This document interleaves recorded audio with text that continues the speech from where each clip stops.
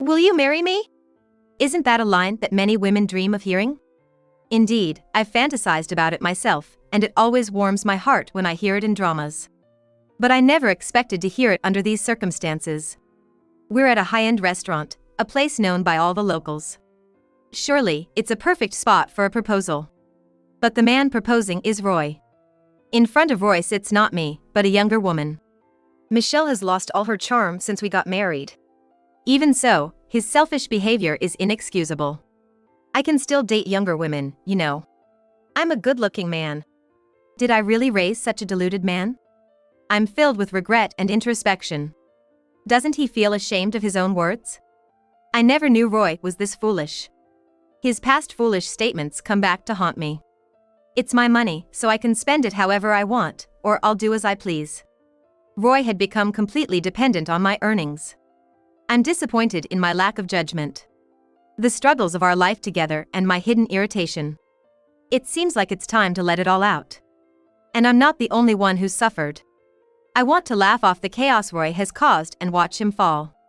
I'm Michelle, a 39-year-old office worker in a regional city. It's not a big city, but it has everything necessary for raising a family, attracting many families from other areas. I have an 11-year-old son, Ken. Ken is a source of pride, excelling in both academics and sports. Talking to him feels like chatting with a friend, and it's very stimulating. I met my husband, Roy, in town. He approached me, which was unusual for him. When he first spoke to me, he seemed serious, wearing silver-rimmed glasses and a suit. Stumbling over his words, he said, "I've never done this kind of thing, but I'm serious." I sensed something trustworthy in him. Our relationship with Roy progressed smoothly, leading to marriage. I still remember his proposal. "Will you marry me?" It was a support for me even when times were tough. Roy was successful at work, having been promoted to a managerial position last year. His salary had increased, and he was happy about it. Then suddenly, Roy started complaining of ill health and began missing work. At first, I thought it was just a cold, but it turned out to be more serious. He wasn't physically ill, but mentally strained, leading to a long-term leave. I was confused, having never dealt with anything like this. My parents both worked, and I had never seen them take a day off. But nowadays, it's common for people to take time off for mental health. I read everything I could find, trying to make life easier for Roy. Initially, Roy rested at home, but he soon started going out daily, supposedly for medical appointments. I was worried but respected his decision to go out. Our first problem was money. Obviously, his salary stopped during his absence. Thankfully, we received some financial support from his insurance, but Roy didn't contribute to the household, claiming the expenses were for his treatment. I had to manage the household on my salary alone. With rent, groceries, and utilities, the list of expenses was endless. If I hadn't been saving since the beginning of our marriage, we would have been in trouble. Though sick, Roy showed no remorse. Instead, he started complaining about the meals. "Hey, there used to be salad with stew. Why not today? Fresh veggies are expensive. We have more bread instead, so bear with it. I can't eat this. I'm going out." "No, we'll run out of money." "It's my money. I can spend it however I want." After arguing, Roy stormed out of the house. Ken quietly eats the stew without any side dishes, without complaining. "Mom, your stew is delicious just by itself. Should I also start saving on snacks or something?" But I didn't want to make my child suffer because of money issues. "Ken, you don't have to worry about that. Eat as much as you like." I felt saved by my son's kindness. When Ken finally went to sleep, Roy returned home. From the way he entered our bedroom, it seemed like he had been drinking. "Is it okay for you to drink alcohol while you're under treatment?" "Stop nagging. Worrying about small things like that is the worst thing for me. I'm gonna do what I like." "Have you been skipping the medication the doctor prescribed recently?" "It depends on how I'm feeling. Sometimes it's better not to take them." "You shouldn't interfere." Roy wouldn't share the details of his treatment and seemed irritable every day. But there were days when he seemed elated. Especially after returning from his outings. Those times, he usually smelled of alcohol, and sometimes there was a faint scent of shampoo. Maybe he's going to the gym for health reasons? I wished he would rest more at home and return to work soon. The difficulties of Roy's health situation were becoming more apparent. Eventually, we reached a point where our finances couldn't keep up. I switched to a cheaper phone plan and reviewed our life insurance, but there was nothing left to cut back on. Reluctantly, I had to cut Ken's private tutor. Ken had been aiming for high grades since he was young. It was Roy's wish, and Ken never complained, enjoying his studies. But now, we couldn't afford the expensive fees. I cautiously brought this up with Ken. "Ken, I need to talk to you.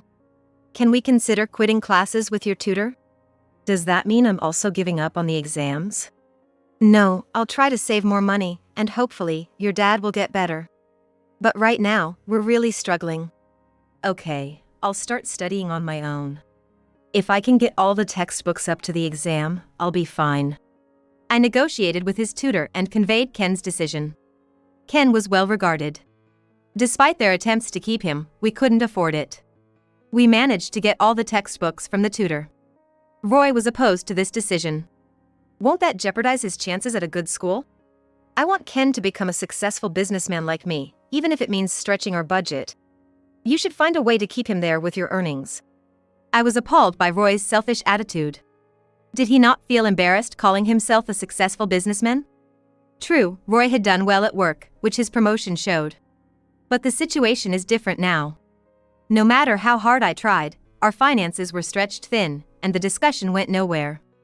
"Ken says he's going to work hard on his own. Shouldn't we be grateful for that?" "I doubt it. He's got lazy habits like you. If he's not supervised, I can't trust him." "What kind of way is that to talk about your own son? He's your son too. If I'd married someone more competent, I wouldn't be in this mess." I felt a growing distrust towards Roy. Ken, despite everything, didn't complain and worked hard every day. He even started helping around the house more, trying to contribute in any way he could. Meanwhile, Roy wouldn't lift a finger to help, even neglecting his own personal care. He left all 3 meals to me and sometimes would suddenly say he didn't need dinner and go out. Roy seemed overwhelmed with his own issues, oblivious to everything else. Frustrated, I decided to take a part-time job. I already worked full-time during the week, so I started helping at a bakery on weekend mornings. It was hard to get up early on the weekends, but making bread helped me forget everything else for a while. The customers' compliments, like "it looks delicious" or "it was really good," were encouraging. It was a small, family-run shop, and being able to take home leftover bread was a bonus that helped our finances. Ken was supportive of this job. He often visited the shop, looking around and buying small bread with his allowance. He frequently brought friends to spend time there. We were becoming tougher in the face of our financial difficulties. As for Roy, he mostly stayed in his room on weekends, doing who knows what. He never had a word of appreciation for my bakery job. One Sunday morning, I was curious when he left the house early. "Isn't there no hospital visit today? Where are you going?" "Don't pry. I have some shopping to do." "Can't a sick man go shopping?" "It's not that, but..." Lately, Roy had been speaking to me in a dismissive way. Still, I didn't want to stress him out, so I kept my patience. That evening, when Roy came home, he was clutching a brand-name shopping bag. He tried to hide it with other items, but it was from my favorite brand. Popular among people in their 20s and 30s. I recalled that today was the release of a limited edition item at the department store. I wondered why Roy would have such an expensive item but didn't want to upset him by asking. With my doubts unspoken, I went to bed feeling uneasy. The next day, good news arrived at our home. I had won a supermarket sweepstakes. Recently, I have been regularly entering contests and promotions as part of my savings efforts. The prize was a meal voucher for a high-end restaurant. However, my availability was limited. I casually asked Roy about his schedule, but he said he had an overnight medical test. So, Ken and I decided to enjoy a nice lunch at the restaurant without telling Roy.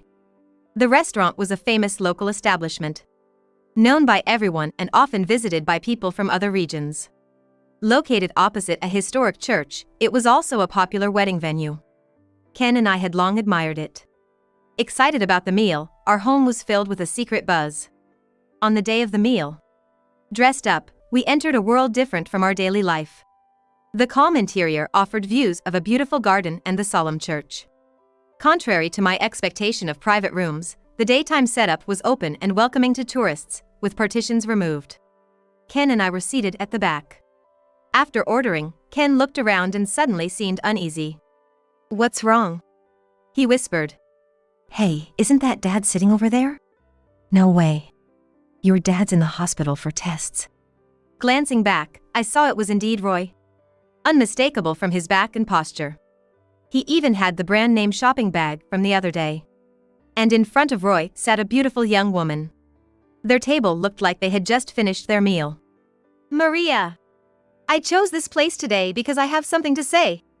Will you marry me?" It hit me then. Roy was having an affair. The books I had read for reference mentioned that most people on leave due to illness struggle to even move. Of course, there are exceptions, but Roy had been going out almost daily and spending money. Maybe he was faking his illness. The fact that he hadn't contributed a penny from the insurance money to the household and the recent brand name bag were undeniable evidence. I discreetly used my phone under the table to contact all our relatives. "It's a celebration today. Hurry over," I messaged. I also mentioned meeting at the restaurant across from the church. Some of the relatives questioned, "What's the celebration for?" but they agreed to come right away, assuming it was something joyous, even without knowing the full situation. True to the reputation of the famous restaurant, the effect was tremendous.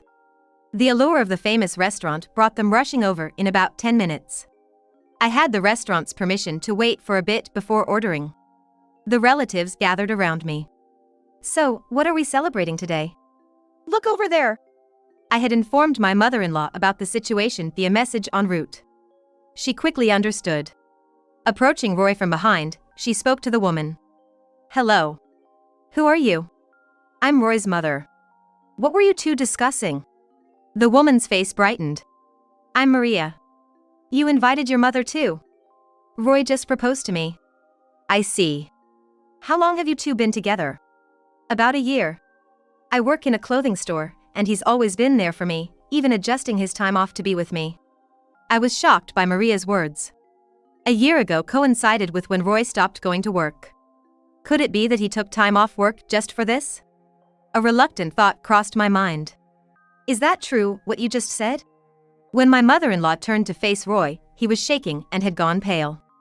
Behind her, he could see me and all our relatives. "What are you all doing here? Answer the question." My mother-in-law slammed her hand on the table in front of Roy. Like a detective interrogating a suspect. She was a former teacher who hated dishonesty. I had never seen her look so formidable. "Why are you behaving like this? Aren't you going to celebrate with us?" "This man, he's married with an 11-year-old child. He's in no position to be proposing." "What?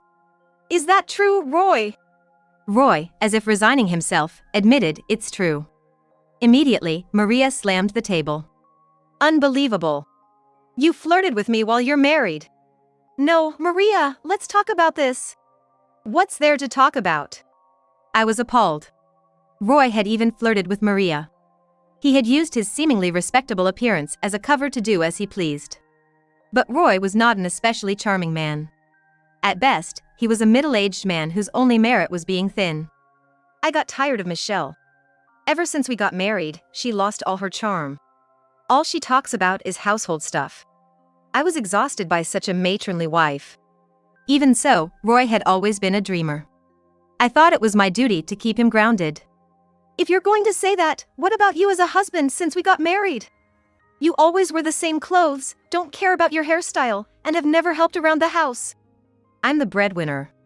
That's a man's charm. You just exposed yourself. Then what charm do you have now when you're not working?" I was disappointed in Roy's reasoning. After all, he was in no position to criticize anyone. Moreover, I had always been mindful of my appearance, often receiving compliments, and was diligent in household chores. I didn't want to slack off just because we were both working. I was sick of Michelle. Then I met Maria at a shopping center. She looked like an angel. I couldn't believe what he was saying. No matter the reason, infidelity is inexcusable. Especially when married with a child. Maria agreed to go out with me. I can still date young women. I'm handsome. Don't be delusional. I was with you only for future financial support for my new store. Roy seemed shocked by her words. He had never doubted Maria's love for him. Who else would date an old man like you? I'm still young.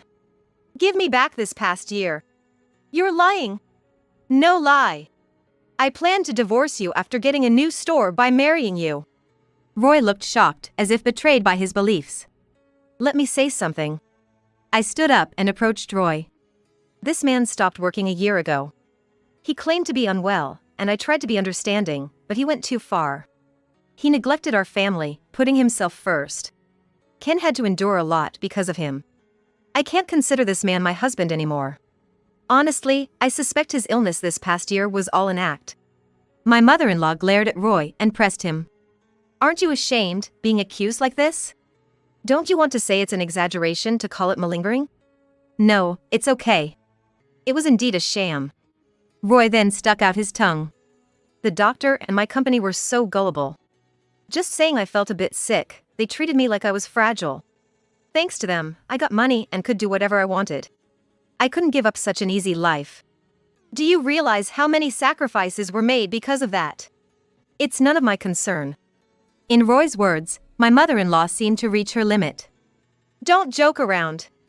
Michelle came to me for advice several times. What do you think of her feelings? I'll live a life that's suitable for me. It's a new beginning with Maria. Now, if you understand, please don't interrupt my proposal. That's when Maria spoke up. I'm not breaking up with him until I get compensation for tarnishing my reputation. Sure. I'll also demand child support and the living expenses you squandered this past year. Roy found himself between Maria in front of him and me behind, with no allies to turn to. He started receiving jeers from the relatives. A waiter approached our table and gently suggested, "Excuse me, it seems to be about time for you to leave." They wanted us outside to avoid disturbing the restaurant's atmosphere. We all moved to the church outside the restaurant. Roy, what's the truth? Tell us from your own mouth. It's true that I've been seeing Maria for the past year. So, the illness was all fake, right? Yes. Pretending to be sick meant I could take time off work and see Maria easily.